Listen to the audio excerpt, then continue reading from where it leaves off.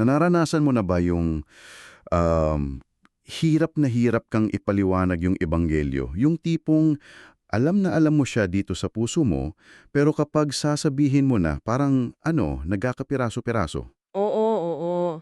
O kaya yung isa pa, yung parang dekahon? Eksakto. Yung parang may script ka na, parang wala ng buhay. Well, kung ganyan yung nararamdaman mo, hindi ka nag-iisa. Kaya pag-usapan natin ngayon itong ideya ng gospel fluency. At para malinaw lang sa lahat, hindi ito tungkol sa pagiging, alam mo yon, isang magaling na public speaker. Hindi yun yung punto. Hindi, hindi talaga. Malayo. Ito pala ay tungkol sa pagkakaroon ng kasanayan, ng fluency, na isalaysay yung kwento ng pagtubo sa paraang natural, malinaw, at konektado sa kausap mo. Yan yung susi. Kasi 'di ba, ang Ebanghelyo hindi yan listahan lang ng mga doktrina na kailangan mong paniwalaan. Isa siyang engrandeng kwento. Isang kwento. At yung pagkakaiba na yan, yan yung babago sa lahat. Kasi ang isang textbook, kailangan mong aralin. Pero ang isang kwento, inaanyayahan ka nito, hanapin mo yung lugar mo sa loob niya. Okay. Okay, himayin natin yan. Kasi yan mismo yung sagot dun sa pira-pirasong problema, di ba? Kung kwento pala to, ibig sabihin may simula, may gitna. At may wakas. Oo. Hindi lang siya isang isolated event na, okay, namatay si Jesus para sa kasalanan mo. May mas malaki siyang pinanggagalingan. Tama. At dyan pumapasok yung tinatawag sa material na meta-narrative ng kasulatan. Yung parang grand story. Oo, yung nag-iisang kwento na nagbibigay kahulugan sa lahat ng iba pang maliliit na kwento sa Biblia. Para kang may hawak na mapa. Okay? So may apat na pangunahing yugto tong malaking kwento na to. Daanan natin isa-isa. Yung una, at para sa akin ito yung pinaka-importante, ay hindi kasalanan ng simula. Totoo yan. Ang simula ay paglikha, creation. Nagsimula ang lahat sa kabutihan sa isang perpektong disenyo. Nilikha ng Diyos ang lahat na may layunin at tayong mga tao, very good sa paningin niya. Yes.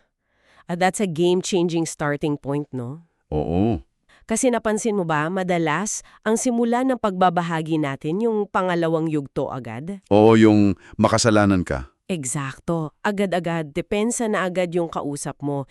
Pero kung magsisimula ka sa ganda at kabutihan ng paglikha, ang sinasabi mo sa kanya ay, teka, nilikha ka para sa isang napakagandang bagay na nasira. Iba yung dating. Ibang-iba, mula sa akusasyon nagiging paanyaya. Parang alamin natin yung ano yung nawala. Exactly. At doon na nga papasok yung pangalawang yugto, ang pagkahulog, the fall. Dito na pumasok yung pagrerebelde, yung pagpili ng tao sa sarili niyang daan.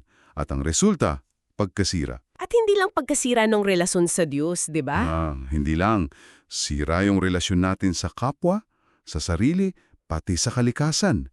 Ito yung diagnosis kung bakit ang mundo kahit ang ganda-ganda, puno ng sakit, ng gulo, ng inhustisya, hindi ito yung original plan. At alam mo, hindi mo talaga mararamdaman yung bigat ng pagkahulog kung hindi mo muna naiintindihan yung taas ng pinanggalingan natin sa paglikha. Makes sense. Kung wala kang konsepto ng very good, hindi mo lubos na maiintindihan yung trahedya ng pagiging broken. Magkadugtong sila. Tama. At dito na papasok yung puso ng mensahe. Yung pangatlong yugto, pagtubos, redemption. Dito, ang Diyos na mismo ang kumilos. Hindi niya tayo iniwan doon sa pagkasira. Si Jesus ang naging sentro, yung buhay niya, pagkamatay at muling pagkabuhay. Yun yung naging solusyon. Ito na yung good news. Pero tingnan mo, kahit ito yung sentro, hindi pa rin siya kumpleto kung wala yung una at pangalawa.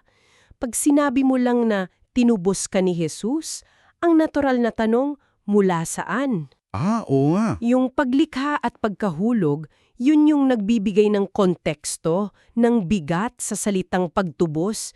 Pinapakita nito kung gaano kalaki yung problemang nilutas ni Kristo. At hindi pa dyan natatapos. Ito yung madalas nating makalimutan. Yung pang-apat na yugto, ang pagpapanumbalik.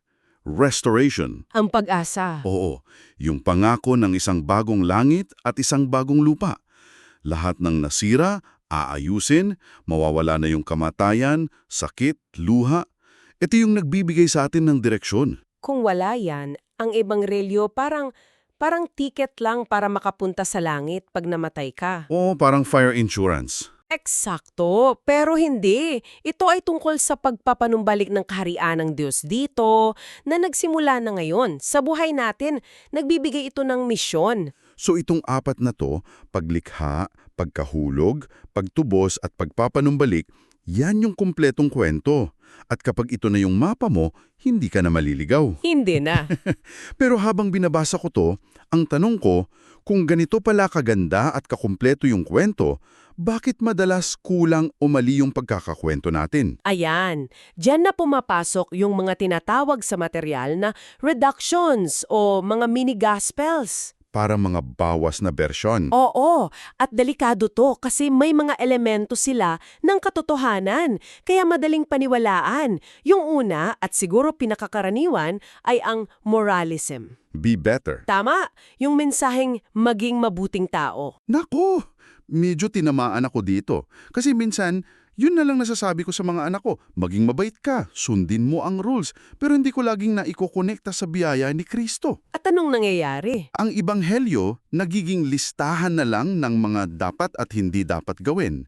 Si Kristo, nagiging, mabuting modelo lang na dapat tularan. Imbes na tagapagligtas. Oo, imbes na tagapagligtas na siyang gumawa ng lahat para sa atin. Eksakto. At ang resulta niyan dalawa lang, pride para sa mga taong akala nila kaya nila, or despair para sa mga taong alam nilang hindi nila kaya. Sa parehong sitwasyon, wala yung biyaya. Grabe, ang pangalawang reduction naman ay yung therapeutic reassurance, yung feel better. Ito. Ito yung ginagamit ng Ebanghelyo para lang gumaan ang pakiramdam mo, para maging masaya ka, successful ka. Dito pumapasok yung prosperity gospel, di ba? Oo, yan na yan. Yung tipong gusto ng Diyos na lagi kang may magandang parking spot. Nakakatawa, pero sintomas yan nitong feel better gospel. Ginagawang cosmic vending machine ng Diyos. Tama. At ang problema dyan, yung ganitong pananampalataya durob sa unang pagsubok. Sa unang trahedya, kasi ang pundasyon niya, yung komportabling sitwasyon, hindi yung katatagan ng Diyos. At yung pangatlo, na medyo mas subtle, ay yung intellectualism. Know better. Ito yung pagtrato sa Ebanghelyo bilang isang set ng mga tamang doktrina na kailangan mo lang paniwalaan, parang exam lang. Ang panganib dito, nagiging mental exercise na lang ang pananampalataya. Pwedeng tama lahat ng alam mo tungkol sa Diyos, pero wala kang personal na relasyon sa Kanya. Oo. Nawawala yung pagbabago ng puso, yung pagsunod na bunga ng pagmamahal. Kasi ang focus ay nasa tamang kaalaman lang. Grabe. Moralism, therapeutic reassurance, intellectualism. Ang common sa kanilang tatlo, nililipat nila yung focus, no? Mula sa ginawa ni Kristo, napupunta sa gawa natin, sa pakiramdam natin, o sa kaalaman natin. Eksakto. Naalala ko tuloy yung kwento ni John Wesley sa Source. Napakatalinong tao, disiplinato, pero inamin niya na sa simula, yung mensahe niya, puro be better. Oo, at sinabi niya yung sigasig niya noon walang kalinawan. Sabi nga sa Source, zeal without fluency can exhaust. Nakakapagod yun. Nakakapagod maging masigasig kung malabo ang mensahe. Nakakapagod para sa iyo, at lalo na para sa nakikinig. Pero nung naging malinaw sa kanya yung ebanghelyo ng biyaya, na ang kaligtasan ay tinatanggap, hindi pinaghihirapan, Doon sumabog yung ministeryo niya. doon nagbago ang lahat. So ang tanong ngayon, paano natin maibabahagi itong buong kwento sa paraang, alam mo yun, efektibo? At kumukonekta. At dito, yung halimbawa ni Apostol Pablo sa Athens, sa Gawa Kabanata 17, ay isang masterclass talaga. Oo, kasi pagdating niya sa Athens, napapaligiran siya ng mga idolo. Kung ako siguro yon ang unang kong gagawin, ituturo ko lahat ng mali nila. Yan yung temptation, di ba? Oo, mali yan, pero hindi yun ang ginawa niya. Humanap muna siya ng common ground. Bakit kaya napaka-critical na hanapin muna natin yung altar to an unknown God sa buhay lang isang tao bago pa man nating banggitin si Jesus? Kasi nagpapakita yun ng respeto at nagtatayo ng tulay. Hindi siya pumasok bilang mananakop, nasisirain lahat. Okay. Pumasok siya bilang isang mensahero na nakikita at nauunawaan yung paghahanap nila. Ang sinasabi niya, nakikita ko, mga taong naghahanap kayo. Yung hinahanap nyo na hindi nyo mapangalanan, siya ang ipapakilala ko sa inyo. Galing! Binago niya yung buong dynamics. Mula sa argumento, naging imbitasyon. Naging imbitasyon. So may tatlong hakbang pala siya. Una, nag-obserba siya. Pinag-aralan niya yung kultura. Pangalawa, bumuo siya ng tulay gamit yung altar. At pangatlo, doon pa lang siya nagkaroon ng malinaw na proklamasyon. Tama. Ang tawag dyan ay contextualizing without compromising. Contextualizing without compromising. Iniaangkop mo yung paraan ng paglalahad sa kausap mo, pero yung katotohanan ng mensahe, buo pa rin. Hindi mo binabawasan. At para maging practical, para sa'yo na nakikinig, may inaalok yung material na simpleng balangkas. Hindi ito script, kundi parang mental GPS. Ooh, I like that. Mental GPS. Di ba? Para manatili kang on track. Ito yung problema, solusyon, tugon. Okay, so una, ano ang problema? Ito yung pagkahulog. Ano ang sira? Pangalawa, ano ang solusyon? At solusyon ng Justo hindi solusyon natin. Ito ang pagtubos kay Kristo. At pangatlo, ano ang inaasahang tugon? Yung panawagan sa pananampalataya at pagsisisi. Ang ganda nito kasi flexible siya. Pwede mong gamitin sa 30 segundong usapan sa elevator O sa 3 minutong kwentuhan sa kape. o sa 15 minutong mas malalim na usapan. Ang mahalaga, may structure ka. Tinitiyak nito na yung buong kwanto mula sa problema hanggang sa solusyon na ipapahayag mo ng malinaw at nakasentro kay Kristo. Ito mismo yung antidote sa dekahon na pakiramdam? So kung babalikan natin lahat, ang gospel fluency ay hindi isang likas na talento na para lang sa mga pastor. Hindi. Ito ay isang kasanayan na nililinang, isang disiplina na pinag-aaralan ng bawat isa sa atin. Ito'y tungkol sa pagiging tapat na katiwala ng pinakamahalagang kwentong ipinagkatiwala sa atin. Kaya ano ang ibig sabihin ng lahat ng ito para sa'yo? Ang pagkatutong isalaysay ang kwento ng pagtubos ng malinaw ay hindi lang isang skill, isa itong gawa ng pagmamahal. Pagmamahal. Pagmamahal sa Diyos na pinararangalan natin kapag tapat nating ibinabahagi ang kanyang kwento.